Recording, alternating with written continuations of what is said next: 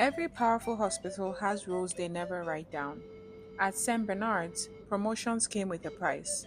One nurse refused to pay it and uncovered something the hospital would rather bury. When Nurse Chiamaka Nwosu walked through the glass doors at St. Bernard's Specialist Hospital every morning, people straightened their backs. Not because she demanded respect, not because she spoke loudly, but because she moved like someone who knew where every wire ran behind the walls. 10 years in the wards had carved her into precision. She could read a patient's chart like a palm, predict complications before monitors screamed, calm relatives with a voice that never rushed. Doctors trusted her hands. Junior nurses copied her routines. Patients asked for her by name.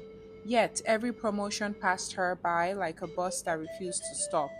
On the notice board, Nurse Olu appointed ward supervisor. Nurse Ngozi confirmed as head of admissions.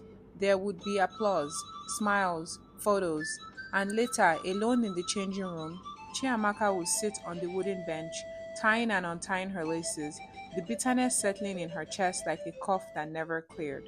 She never complained. Silence had become her companion. One evening, while the hospital generators hummed through another power cut, her colleague Ifoma leaned close as they changed out of scrubs. Amaka, she whispered, eyes darting, stop killing yourself. Chiamaka paused, meaning, you know how this place works. No promotion without permission. Permission from who? She asked, tying her hair. Ifoma hesitated, then lowered her voice further. Dr. Ibrahim and the Nightingales. Chiamaka frowned. The prayer group? Ifoma laughed, but there was no humor in it. Prayer is what they print on flyers. After hours, they drink, they dine, they promise loyalty. She pointed subtly across the room. Look. Chiamaka noticed it then. The same gold bird pin gleaming on certain uniforms. Always the same women. Always senior, always protected.